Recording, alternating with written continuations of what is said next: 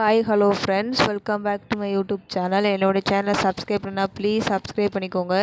பக்கத்தில் bell ஐக்கானுக்கும் click பண்ணிக்கோங்க.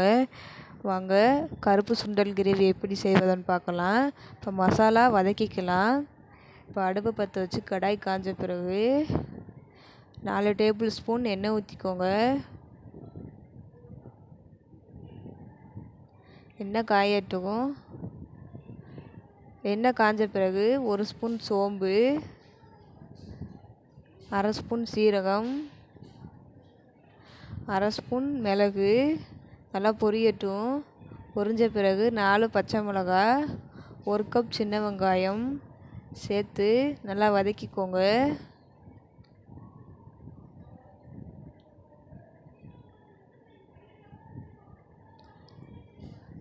நல்லா கண்ணாடி பதம் வரையும் நல்லா வதக்கிக்கோங்க.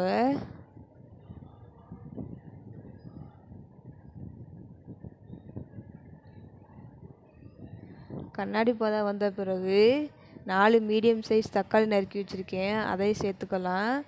சேர்த்து ஒரு பிஞ்சு சால்ட்டு சேர்த்து நல்லா வதக்கிக்கோங்க. இப்போ கலந்து விட்டுக்கலாம்.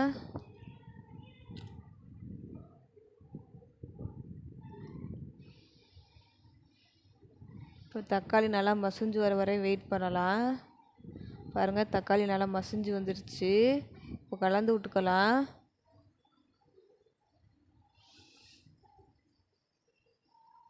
நல்லா கலந்து விட்ட பிறகு அரை கப்புன்னு சொல்ல முடியாது, ஒரு 1/4 கப் தேங்காய் சேர்த்து நல்லா கலந்து விட்டுக்கலாம்.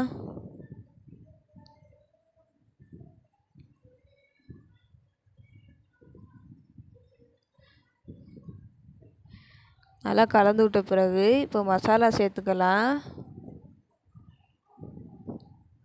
1 table spoon garam masala, 1/2 table spoon மிளகாய்த்தூள்,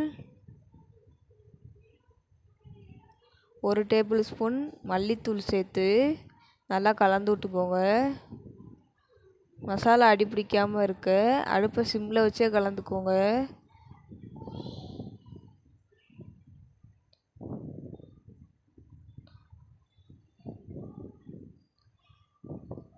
இப்போ 1 டேபிள் ஸ்பூன் இஞ்சி பூண்டு பேஸ்ட்டு சேர்த்துக்கோங்க.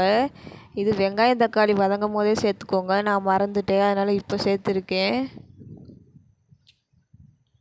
இஞ்சி பூண்டு பேஸ்ட்டு பச்சை வாசனை போகிற வரையும் நல்லா கலந்து விட்டுக்கோங்க.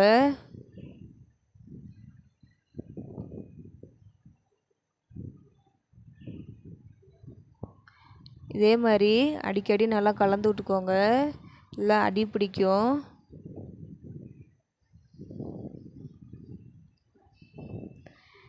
இப்போ பச்சை வாசனை போயிடுச்சு. அடுப்பு ஆஃப் பண்ணிவிட்டு 10 நிமிஷம் ஆற வச்சு மிக்ஸி ஜாரில் மாற்றி அரைச்சி எடுத்துக்கோங்க. இப்போ திரும்படியும் கடாய் வச்சு ஒரு 3 டேபிள் ஸ்பூன் எண்ணெய் ஊற்றிக்கோங்க. எண்ணெய் காஞ்ச பிறகு அரைச்சி வச்சுருந்த விழுதை சேர்த்துக்கோங்க.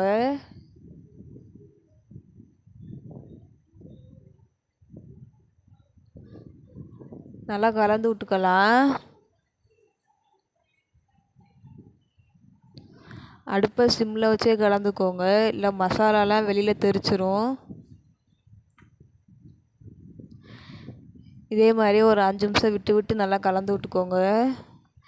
இப்போ மிக்ஸி ஜாரை கழுவி அந்த தண்ணியும் சேர்த்தாச்சு. இப்போ வேக வச்சுருந்த சுண்டலை சேர்த்து தண்ணியும் சேர்த்துக்கோங்க. சேர்த்து நல்லா கலந்து விட்டுக்கோங்க. சுண்டலை 8 மணி நேரம் ஓவர் நைட் ஊற வச்சு குக்கரில் மாற்றி ஒரு 2 விசில் விட்டு எடுத்துக்கோங்க. பாருங்கள், தேவையான அளவுக்கு உப்பு போட்டு நல்லா கலந்து விட்டுக்கோங்க. இதே மாதிரி அடிக்கடி நல்லா கலந்து விட்டுக்கிட்டே இருங்க.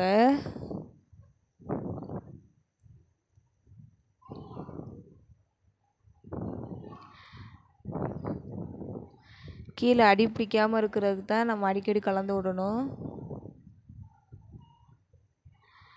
நல்லா கலந்து விட்ட பிறகு சிறிதளவு மிளகுத்தூள், ஒரு 1/4 டேபிள் ஸ்பூன் சீரகத்தூள் சேர்த்து நல்லா கலந்து விட்டுக்கோங்க.